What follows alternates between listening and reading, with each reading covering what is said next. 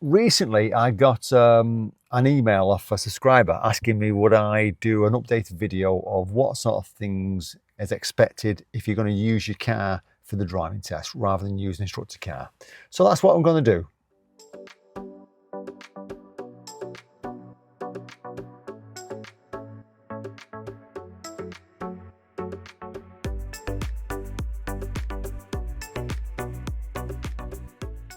So apologies if my camera starts bouncing around a little bit, but I've just got it on the mobile one, so it's going to move around a little bit with me because I'm going to be moving outside the car in a few minutes, showing what's what.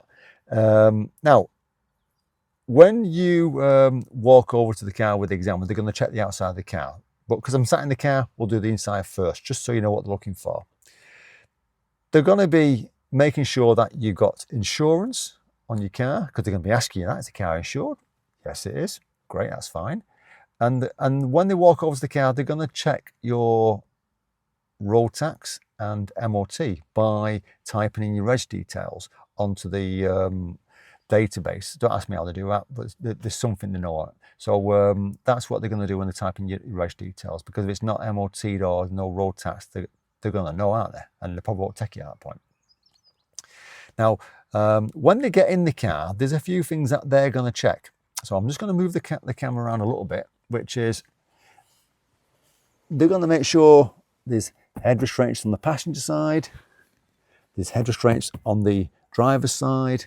They recommend you bring in an interior mirror for the examiner. You've got your own mirror there, interior mirror for the examiner, a suction one. So just make sure that if you can get hold of one of them, great. If you're not, I'm going to put a link below for Amazon, which will give you an idea. I think they're not dear, about £8 to get it ordered in advance. And also your seat belts. They need to be able to work and they need to be able to click in. So just make sure they work, they're fine, they're not badly damaged, because if they're really badly frayed and damaged, it's an MOT failure and they probably won't take you on the test at that point. And when you start the car, quite important, people don't realise this, when you start the car, they're going to look over at your dashboard. And what they're looking for, I'll turn it around, what they're looking for is, started it, is that all your lights go off, apart from your handbrake light, because that's on at the moment, it's stationary.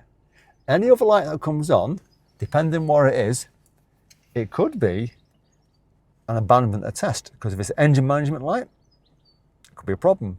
If it's a tyre pressure light, it could be an amber tyre pressure light, in which case they might ask you about it, and they might say to you, well, they'll go and check your tyres. If one of them's looking quite low, they'll ask you to inflate it, so they'll give you a bit of time to get it done. They'll have about 4 or 5 minutes to sort it out. So just make sure that your dashboard lights are all in good working order, and there's nothing unusual that's going to crop up. Now, I'm going to turn the engine off a second, and we're going to get out the car. So we'll just take that seatbelt off, because before they get in the car, they're going to walk round the car checking things. And what they're checking for is, let's get out here. So when they walk over to the car and they took your reg number, they're going to visually walk around the car and they're going to check to make sure the light clusters on the front on both sides are not damaged, because that's where your indicators is.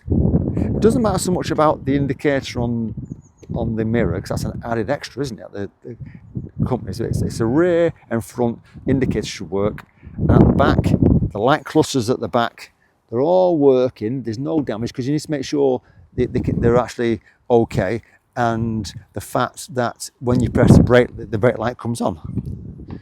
Because if that's kind of all cracked and it'll distort it.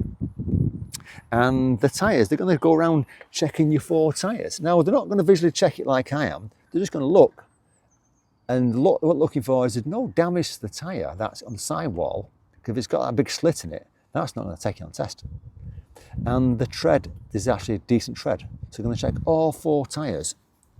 Okay, so just remember that when you want to take your car, just check these things out. Make sure they're all working fine. They're all in good working order. Because if it is, great. Because if you're used to driving your car and you want to take your car for test, I don't blame you. Good luck on the test, and I'll put a couple of videos below that will help you at the same time.